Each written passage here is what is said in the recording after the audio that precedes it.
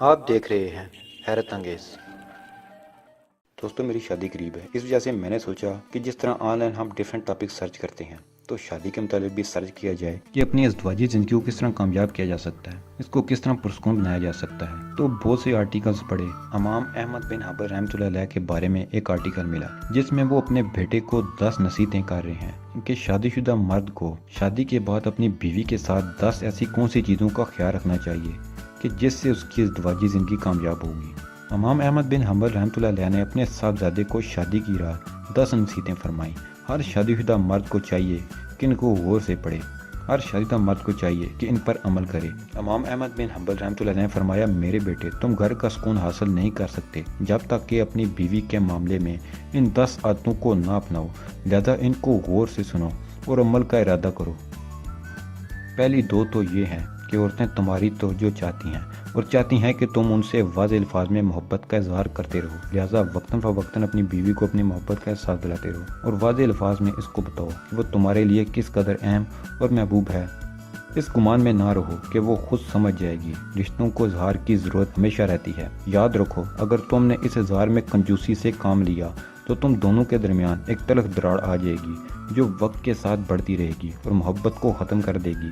عورتوں کو سخت مزاج اور ضرورت سے زیادہ محتاط مردوں سے کفت ہوتی ہے، لیکن وہ نرم مزاج مرد کی نرمی کا بے جا فائدہ اٹھانا بھی جانتی ہیں، لہذا ان دونوں صفات میں اعتدال سے کام لینا تاکہ گھر میں توازن قائم رہے اور تم دونوں کو ذہنی سکون حاصل ہو۔ عورتیں اپنے شوہر سے وہی توقع رکھتی ہیں جو شوہر اپنی بیوی سے رکھتا ہے، یعنی عزت، محبت بھری باتیں، ظاہری جمال، صاف ستھرا لباس اور خوشبودار جسم، لہذا ہمیشہ اس کا خیال رکھنا۔ یاد رکھو کہ گھر کی چار دیواری عورت کی سلطنت ہے، جب وہ وہاں ہوتی ہے تو گویا اپنی مملکت کے تخت پر بیٹھی ہوتی ہے۔ اس کی اس سلطنت میں بے جا مداخلت ہرگز نہ کرنا اور اس کا تخت چھیننے کی کوشش نہ کرنا۔ جس حد تک ممکن ہو گھر کے معاملات اس کے سپرد کرنا اور اس میں تصرف کی اس کو آزادی دینا۔ ہر بیوی اپنے شوہر سے محبت کرنا چاہتی ہے، لیکن یاد رکھو اس کے اپنے ماں باپ، بہن بھائی اور دیگر گھر والے بھی ہیں جن سے وہ لا تعلق نہیں ہو سکتی اور نہ ہی اس سے ایسی توقع جائز ہے، لہذا کبھی بھی اپنے اور اس کے گھر والوں کے درمیان مقابلے کی صورت پیدا نہ ہونے دینا،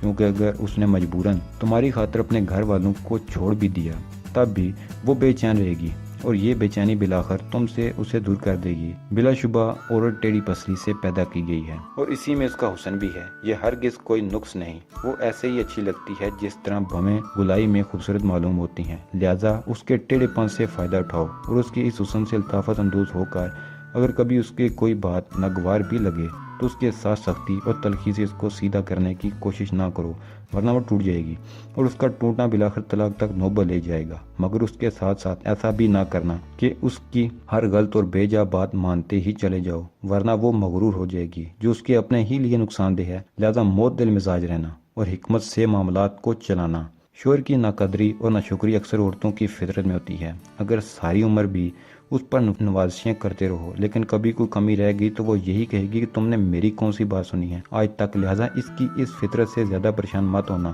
اور نہ ہی اس کی اس وجہ سے اس سے محبت میں کمی کرنا۔ یہ ایک چھوٹا سا عیب ہے اس کے اندر، لیکن اس کے مقابلے میں اس کے اندر بے شمار خوبیاں بھی ہیں، بس تم ان پر نظر رکھنا اور اللہ کی بندی سمجھ کر اسے محبت کرتے رہنا اور حقوق ادا کرتے رہنا۔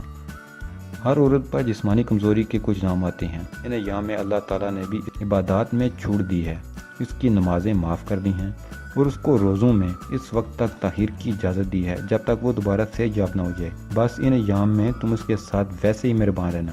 جیسے اللہ تعالیٰ نے اس پر مہربانی کی ہے۔ جس طرح اللہ نے اس پر سے عبادات ہٹا لیں ویسے ہی تم بھی ان ایام میں اس کی کمزوری کا لحاظ رکھتے ہوئے اس کے ذمہ داریوں میں کمی کر دو، اس کے کام کاج میں مدد کرا دو اور اس کے لیے سہولت پیدا کرو۔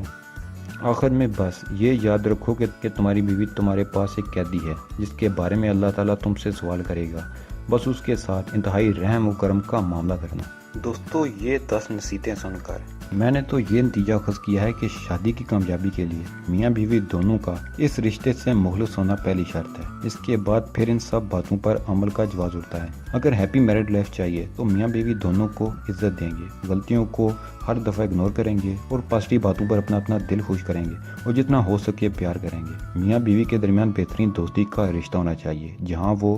کوئی بھی بات بآسانی شیئر کر سکیں اور اگر دونوں میں سے کسی نے بے وفائی کی تو یہ شرک ہوگا، اور جب شرک کائنات کی سب سے بڑی ہستی اللہ کو برداشت نہیں، وہ بھی اسے معاف نہیں کر سکتا، تو مٹی سے بنا انسان کیا اوقات رکھتا ہے، وہ یہ کیا برداشت کرے گا۔ آپ سب دوستوں کے لیے میری دعا ہے کہ آپ کی میرڈ لائف خوشیوں سے بھری ہو۔